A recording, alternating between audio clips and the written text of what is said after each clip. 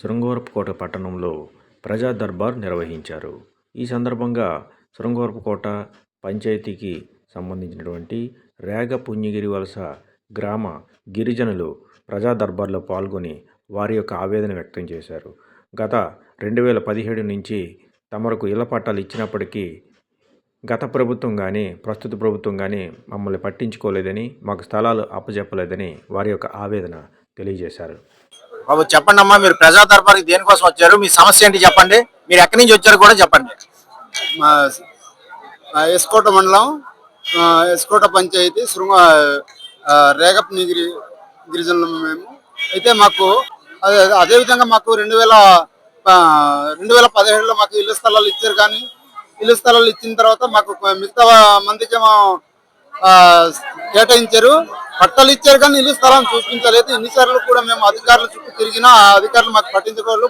ప్రతి ప్రజాప్రతినిధులకు కూడా ఎన్నిసార్లు మేము వినవించుకున్నాం, అది మాకు పట్టించుకోవడం లేదు. అందువలన ఈ ప్రజా దర్బార్లో మేము అప్లికేషన్ ఇవ్వడానికి వచ్చాము. ఎమ్మెల్యే గారు దృష్టి పెట్టాలనేసి, ఎమ్మెల్యే గారు గిరిజన ట్రైబల్ కి గుర్తిస్తారనేసి మేము ఈవేళ ఆదివాసీల వలన మాకు అధికారులు కూడా పట్టించుకోలేదు. అందువలనే మేము ఈవేళ ప్రజా దర్బార్కి అప్లికేషన్ ఫారం ఇవ్వడానికి రేగపనిగిరి వాసులు వచ్చాం.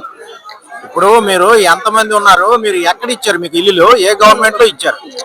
నాకు టీడీపీ గవర్నమెంట్ లోనే ఇచ్చారు. 2017లో ఇచ్చారు. అది సుందరయ్య కాలనీ అనేసి వైఎస్ఆర్ కాలనీ పక్కన ఇచ్చారు. ఇప్పుడు దాకా మేము ఎమ్మెల్యే మేడం గారికి కూడా లలిత్ కుమార్ గారికి ఆవిడ ఇచ్చింది పట్టాలి. ఇప్పుడు దాకా కూడా మాకు అసలు హౌసింగ్ స్కీము లేదు, ఇల్లు లేదు.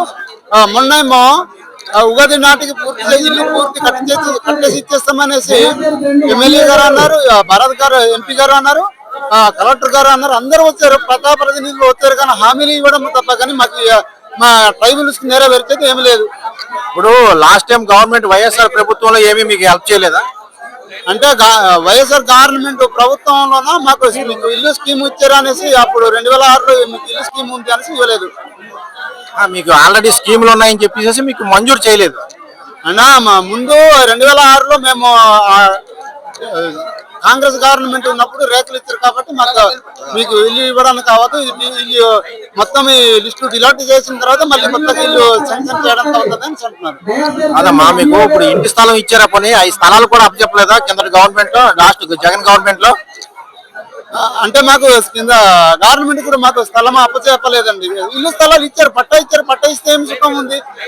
కనీసము ఎంఆర్ఓ లెటర్ కూడా పెట్టాము. సర్వే చుట్టూ అయితే ఒక 6-7 మాసాలు కూడా తిరిగాము. అతను కూడా మాకు స్పందించలేదు. కొద్ది కాదనేసి మాకు నత్తనగా చెప్పి పంపించేశారు తప్ప మాకు ఎంఆర్ఓ చుట్టూ తిరిగినా న్యాయం చేయలేదు. అది ఇప్పుడు కూటమి ప్రభుత్వం వచ్చిన తర్వాత మీరు ఏమైనా వెళ్ళి కలిసారా? ఈ కూటమి ప్రభుత్వం వచ్చిన తర్వాత చాలా సార్లు కలిసాము. డైరెక్ట్ గా కలెక్టర్ వచ్చారు, భరత్ గారు వచ్చి మాట్లాడారు.